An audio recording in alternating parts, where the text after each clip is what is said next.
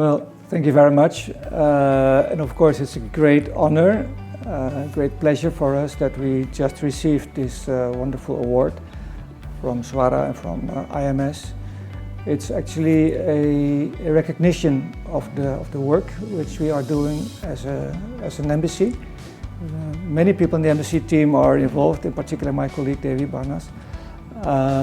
But it's also recognition of the importance of the freedom of press freedom in Indonesia. And that's what makes me very proud, not because we are receiving this award, but because you are handing over this award to ask or to raise attention for freedom of press in Indonesia. And freedom of press is such an important part of democracy.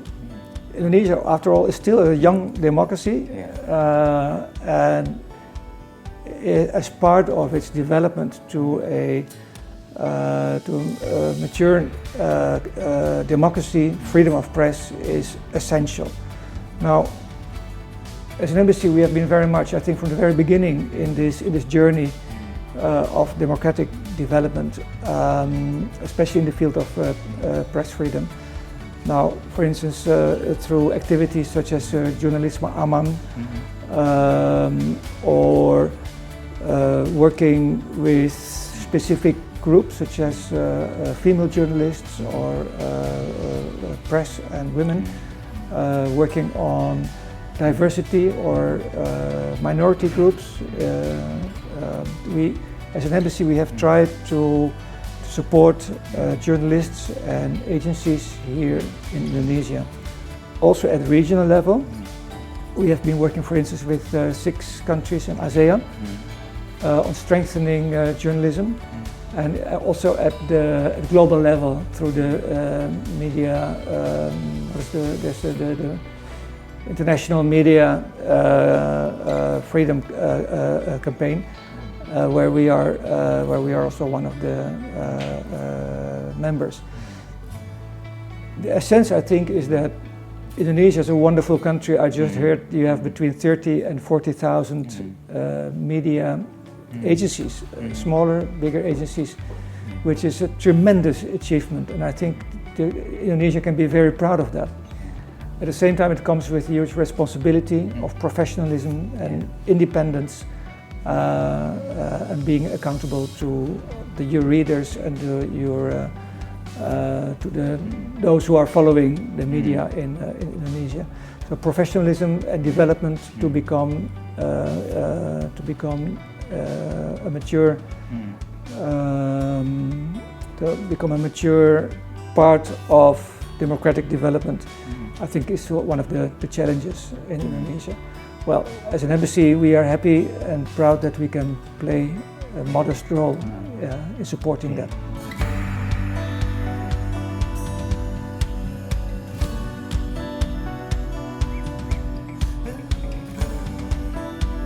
Yeah, we have several activities. For instance, World Press Freedom Day is typically an activity where we as an embassy every time try to attract attention for this subject.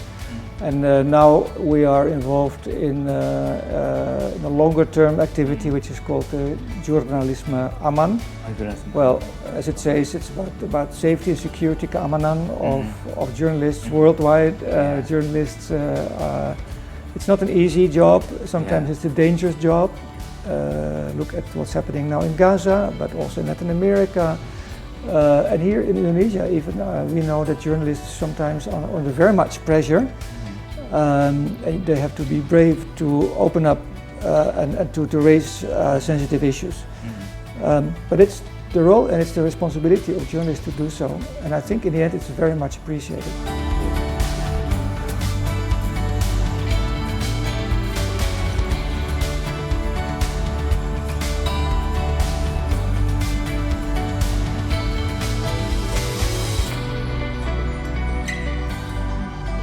Well, first of all, I'm very happy and very pleased with so many news agencies, smaller, maybe journalists who just work by themselves, or there are also the consortiums and the big companies. It is a tremendous achievement in a country which is 25 years ago did not have the choice. Now there's a choice, and it means that in terms of information, facts, people can choose also where they want to go. They can choose, they can go from one platform to the other platform. And that's a tremendous achievement. For me as a consumer, I do that. I read different media. At the same time, with smaller media, especially the smaller ones who do not have the resources to have their eyes and ears everywhere, it's costly, right? It's mahal, and it's expensive. So it comes with a responsibility to be very careful in what you're saying as a journalist. It should be fact-based. Facts are important, and check the facts, and don't believe all the facts. Not every fact is a fact. And then the interpretation of the facts, of course, the manipulation of the facts. Well, I think that comes with a responsibility for the journalist, because the consumer, the readers like me, they easily believe what they see or what they hear.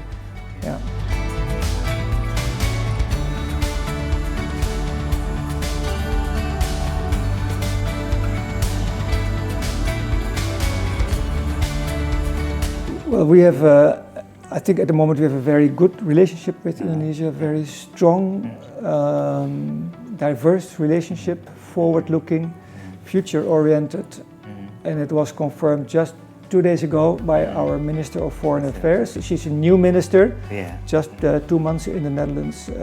2 months ago she was appointed, and she picked Indonesia as one of her first bilateral destinations.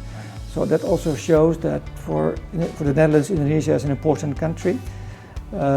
We do have this comprehensive framework partnership, which was already signed 10 years ago. But what she did here was translate that comprehensive partnership into action. So we discussed with the Ministry of Foreign Affairs of Indonesia very concrete actions to make sure that we are not only, blah, blah, blah, and talking, but we are really working together in many fields, in economic fields, on agriculture, on water management, renewable energy. I mean, everyone is complaining about the polusi udara in Jakarta. So what can we do? What can we as the Netherlands do to support Indonesia, or to share knowledge, sometimes to sell knowledge? I mean, it's not only free, sometimes we have to also work on a commercial basis, but sometimes we share knowledge openly amongst universities.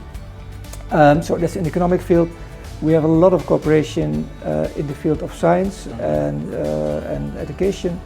There's a lot of cultural cooperation, but we also work in topics which we just discussed, helping or supporting Indonesia in strengthening the working of its democracy. So we have a rule of law program nationally, but we also work together with Indonesia on the Indo-Pacific. And I think Indonesia and the Netherlands are very much like-minded in their wish to help strengthen the rules-based order in the Pacific. So it's really an effort to join forces and to show that we need each other, and especially in times like today, or like we are living now, we need each other. So that was the message also from my minister, also from Ibu Menlu, from Ibu Retno, that we really want to work together and join forces. And that means that we have to be able to talk to each other, share opinions, maybe also share different opinions, but then at least see where we can meet and try to find where we are, what's the expression, where we agree rather than where we differ in our opinions. That was the purpose of the visit, and it confirms that we have a very strong and future-oriented relationship with Indonesia. So the future for us, for the relationship, is very bright. Yeah, let's hope so. Okay, thank you, Mr. President. Thank you very much. Thank you very much.